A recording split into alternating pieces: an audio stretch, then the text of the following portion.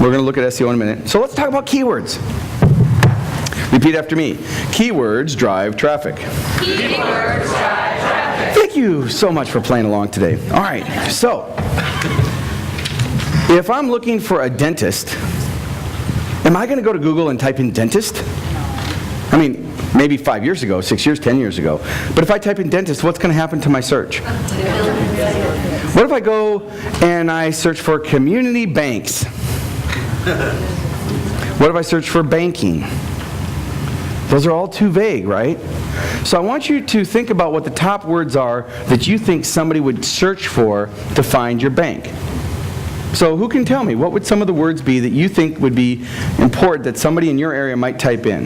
The city. The city, plus what other word? They just type in Minneapolis, or? Checking accounts. That's free checking banks and Bollinger. Okay, so banks in Bollinger, free checking accounts in this. What else? What else do you think they'd type in? Small bank. Small bank. Local banks. Local banks in, and then, something. All right, so on your notes, or just anywhere where you're doing your mind map of your notes, I want you to write down the words keyword modifiers.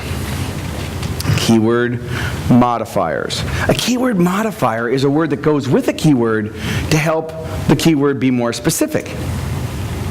So, 2 years ago, I came home from a bike ride. I used to race professionally, and then I got out of it. And, okay, fat guy in spandex, not a good vision, but it's okay. All right, so I come home, and if you've ever seen a bicycle shirt, you know they have those pockets in the back, right? You've seen them. People put the bananas and, mace and stuff like that. All right, so different neighborhood. All right, so I was carrying my phone in the back of my shirt. I came home, and my sweetheart was swimming in the pool, and she's like, "Hey, honey, it's a hot day. Why don't you jump in?" So I thought I'd be really, cool. So I kick off my shoes and jump in the pool. My phone's in the back of my pocket. My phone goes zzz, and it's dead, right? So I've been holding off on getting a smartphone for a long time, even though I'm techie and all that stuff. I just didn't need another inbox to check. I didn't want another device. So I go to the internet and I start searching for smartphones. Now my search starts out pretty broad, right? Smartphones. I'm searching for smartphones. And then I start narrowing the search down through the different phases of the buying process. And I go from a very wide search to a very narrow search. So I want you to write these words down, please. Awareness, research, comparison, and shopping. So those words are awareness, research, comparison, and shopping. Now those are the 4 phases that people go through when they're searching for things online. So let's look at each phase individually. Awareness. I was aware I needed a new phone, so I start searching for smartphones. I'm at the awareness phase. Now I'm doing research. Now I'm finding out, wow, there's the Sprint Instinct and the iPhone, and they're both, at the time, those were the 2 biggest ones on the internet that did all the web browsing and all that stuff. And so now I'm researching. I'm looking for ratings. I'm looking for reviews. I'm looking for feedback. I'm going to YouTube. I'm researching. Because did you know you can go to YouTube and type in just about anything and learn anything you want? I mean, really, you can go, you have a problem, how to change your oil in a 66 Chevelle, it'll tell you. I mean, it's crazy, right? So I'm gone from the awareness phase, and now I'm in the research phase, and now I'm going to the comparison phase, because now I know I either want the Sprint Instinct or I want the iPhone. So now I'm typing that into Google, along with ratings and comparison and versus, iPhone versus Sprint Instinct. What do I find? Tons of blogs, tons of videos, tons of things. Now I've gone through and I understand that at the time, the iPhone did it a lot more than what the Instinct would do. So now I know I want the iPhone. Well, now I know what I want, but now I have to shop, right? So now I'm going to go in the shopping phase. Now I have to go shop for it. Well, now there's the white one, there's the black one, there's the 3 gig, there's the 16 gig, there's the this plan, there's the that plan. And so now I'm having to shop.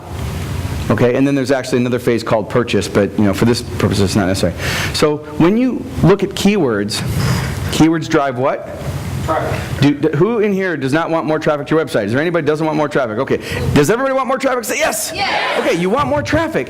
What drives traffic? Keywords. This is critical to when you walk out the door, because your keywords need to be used where? On your social media marketing profiles, on your Facebook fan pages, on your tweets. Your keywords need to be used and all that because keywords are what help the search engines know what your content's about. So if you want people to find Heartland Bank or Gateway State Bank or Farmer State Bank or whatever bank you have, you're going to have to identify what are your top keywords, and then you're going to have to make sure those keywords are on your site. Now think about it this way. Imagine going into Borders or a big bookstore, right? Barnes & Noble or Borders, and imagine that they've got all the books just piled up in the middle of the room. Go find a mystery.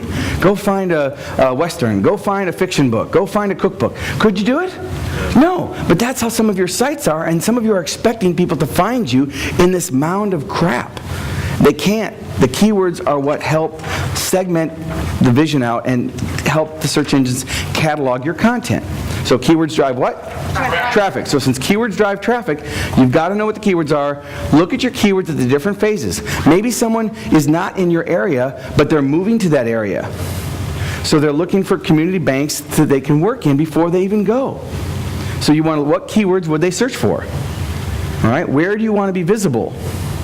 At the different phases. Okay, questions on keywords. This is an important part. I could do all day on it, but I won't. Yes? What do you think on Chet Volta's concept of publishing articles and then using keywords in there to have them link back to your site? Yeah, there's a lot of marketers other than just Chet, but it's called article marketing, and the concept is that you create a lot of content targeted around specific keywords, and then you put those articles on like easingarticles.com or other websites, blog sites. You put them on your own website, and the key to getting your site cataloged are tight themes. Tight themes. Write that down. Tight themes means that the page has to be themed around a certain topic. So if you want to have a page on your site themed around community banking in your area, then you'd have content and everything, and I'm going to show you in a minute where all this would go. But you want to have page titles, meta descriptions, don't worry about it, I'll show you. And your content targeted around one tight theme, because when it's around one tight theme, people can find it. You can become first on the search engines in 48 hours doing some of the things that I'm sharing with you. Okay? It's not hard. You just have to know what to look for, or hire someone like me that knows how to do it and we help you leverage it. But you can do a lot of it yourself, and I'm going to show you how to look at your own website. Any other questions on keywords? Okay. All right. So you know they're important and you know you need to have them. A keyword modifier, again, I want to bring this home, are words that go with the keyword. So instead of banking, it might be banking in a city. So a city would be a keyword modifier. Okay? It'd be something that modifies the keyword or makes it more specific.